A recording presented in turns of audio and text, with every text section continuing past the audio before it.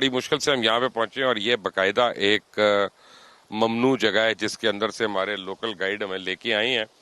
क्योंकि अगर आप पीछे देखेंगे यहाँ से आगे नहीं जाना भाई, आप गिरेंगे जिस तरह पहले लोग गिरे हैं यहाँ पे। कि ये देखें, ये जमीन अभी भी कट रही है यहाँ पे, ये गिर रही है क्योंकि ये पहाड़ों को, और ये बंद जो है ये इधर इधर दिखाएं राइट पे मेरे, ये जो बंद थे पहले, इन्होंने उन बंद के अंदर क्रशिंग करना शुरू कर दी। आप जरा पीछे हो जाएं वरना आप भी गिर जाएंगे, मेहरबानी।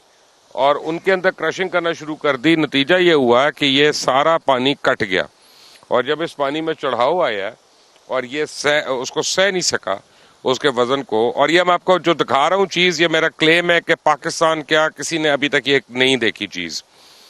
ये आप you are watching the real source of this flood जो तौसा के अंदर आया और जो तौसा के करीब आया और जो पूरी आबादियों को उड़ा के चला गया।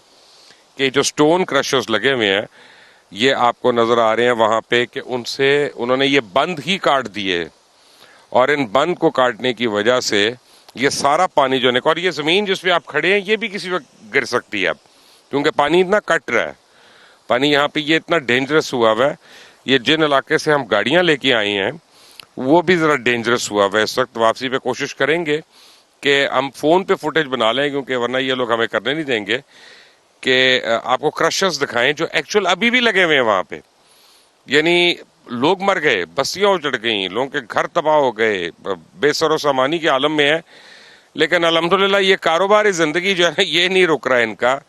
जो पता नहीं मुझे ये कानूनी है गैर कानूनी है, इनको किसने इजाजत दी कि ये बंद को क्रशिंग करना शुरू कर दें। जी जी मैं शुक्रगुजार हूँ कि वो कहते हैं ना मैन ऑन द ग्राउंड, आप पहले बंदे हैं जो एक्चुअल जगह पे आए हैं। और आप ये देख लें कि ये यहाँ से हमारी तबाही की इब्तदा हुई है और आप वो तबाही अपनी आंखों से भी देख के आए हैं।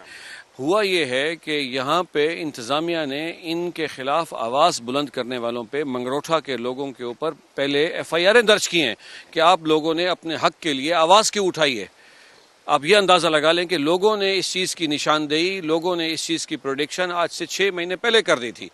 और इंतजामिया जो है वो इन जो डंपर्स मैं देख रहा हूँ, इतने बड़े बड़े डंपर्स जा रहे हैं इन सड़कों पे, ये तो आपकी नेशनल हाईवे उड़ा दी इन्होंने। ऐसा है कि ये कातिल डंपर हैं सर, ये कातिल डंपर हैं। इन डंपरों की वजह से यहाँ पे 8 से 10 नौजवानों की हलाकतें हो चुकी हैं।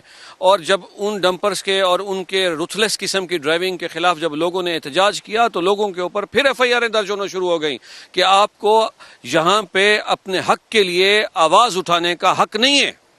यहाँ पर लोगों को अपने हक के लिए आवाज़ उठाने का हक नहीं है। और आप ये देखें सरमायादाराना निज़ाम की अजारादारी कि हमारे सामने हमारी बस्तियां उजाड़ दी गई और अभी तक इसके सदेबाब के लिए इंतजामिया का कोई बंदा अभी तक यहाँ पे नहीं पहुंचा। आप इधर आए ना, आप हमारे गाइड हैं, हमें जरा ये समझाएं, आप समझाएं अपनी जुबान में कि ये क्या हो रहा था। सर ये पहलो जरी ये जा है ता ई जा कोलो जिਵੇਂ और ने क्रश लाती है इशू इतनी ऊंची ये जा है उसको क्रश किया इथो इन्हें मटेरियल चाहते है।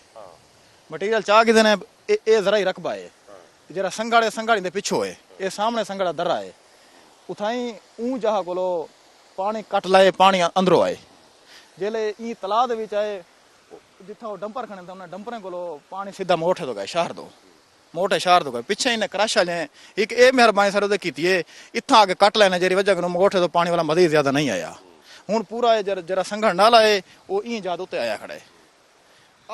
ये सारा पत्थर भी उठा के ले गए क्रश करने, ये सारा पत्थर भी उठा के ले गए सारा क्रश के लिए। संगड़ तो दफान तो वो है पीछे पे जे आया वो उधर है संगड़, इस जगह में तो नहीं है। यहाँ पे भी तो हो रहा है, ये नजर तो आ रहा है और क्रशर लगे हुए हैं। बशर भाई ये जो पानी आप देख रहे हैं ये इन्होंने आर्टिफिशियल जो कुएं खोदे है ना पत्थर निकालने के लिए, उन्होंने अब ये पानी ने उसका रास्ता बना लिया है। पानी का असल रास्ता तो वो है, अगर वो उसका वो जो पार्ट है जो किनारा है अगर ये लोग उसका किनारा ना काटते और इन जगहों को खाली ना करते तो ये कभी तबाही ना होती। अब जो नेचुरल पाथ है उसका उसको उससे भी इन्होंने डीप कर लिया है तो पानी का भाव सारा इस तरफ आ गया है। अब ये पार्ट छोटा है, वो पार्ट उसका जो नेचुरल था वो बहुत बड़ा पार्ट था। अब पानी की कैपेसिटी से तो ये बहुत इस पार्ट की कैपेसिटी से तो पानी 10 गुना ज्यादा आया है तो फिर यही पार्ट तबाही का सबब बना। यानी ये जो इतने लोग मरे हैं और इतने लोग बेघर हुए हैं तो ये इतनी सी एक दौलत की वजह से हुए हैं। बिल्कुल, ये मकामी लोगों ने 2-3 बार प्रोटेस्ट किए हैं। छोटा रोड है हमारा, लिंक रोड है, मंगलोठा रोड, इस पे प्रोटेस्ट करना आवाम का हक बनता था। लेकिन इंतजामिया की बेहिसी देखें, जो क्रश प्लांट के ऑनर्स हैं, मालिक हैं, इतनी साहिब हैसियत हैं, उन्होंने फौरन फोन कर दिया ये जो लोग प्रोटेस्ट कर रहे हैं इनके खिलाफ मुकदमात करें, ये हमारे दम पर नहीं जाने दे रहे। आज 6 माह पहले जो लोगों ने एहतजाज किया है, अगर उसी बात पे एसी साहब, डीसीओ साहब एक्शन लेते बजाय इन क्रशर प्लांटों, आप ये एक बात सोचे कि इन्वायरमेंटल एसओपी के तहत यहाँ पे क्रश प्लांट लगा ही नहीं सकते। आबादी है, घर है, पॉल्यूशन फैलनी थी, टीबी होनी थी, लोगों को कैंसर हुआ है, छातियां खराब हो गई हैं। लेकिन सबसे बड़ी बीमारी जो है ना सर, आप यहाँ पे आप शाम के वक्त जब ये इनकी फ्लो होती है तो अस्थमा है, यहाँ पे इतनी डस्ट उड़ी हुई होती है, इतनी डस्ट उड़ी होती है कि यहाँ के 90% जो हमारे यहाँ के मकीन है वो अस्थमा के प्रॉब्लम में है। आप लोग मेरे साथ आए ना तो मैं आपको एक चीज दिखाऊं यहाँ पे ही, फिर आपको समझ आएगी। देखते जाएं कि जिसको मैं आपको कल से कह रहा हूं कि मुझे इसमें कुदरत के अलावा हमारी अपनी क्रिमिनल नेग्लिजेंस जो है ना वो बहुत नजर आ रही है इस सैलाब के अंदर, कि जिस तरह से इसको हैंडल किया गया और जिस तरह से इसके ऊपर हम कर रहे हैं। अब आप यहां से देखें कि वो असल पार्ट था और वहां से पानी की डायरेक्शन जो थी वो लेफ्ट पे जा रही थी और बीच में से उन्होंने पहाड़ियां क्रश करके और ये सारे जो उसके स्टोन्स हैं जो नेचुरल बंधा हुआ था कुदरती तौर पे, उस सारे को उठाते गए हैं, क्रश करते रहे हैं। उसको उठाने से कुएं भी बनते रहे हैं और ज़मीन में क्रेविट्स भी बनते रहे हैं।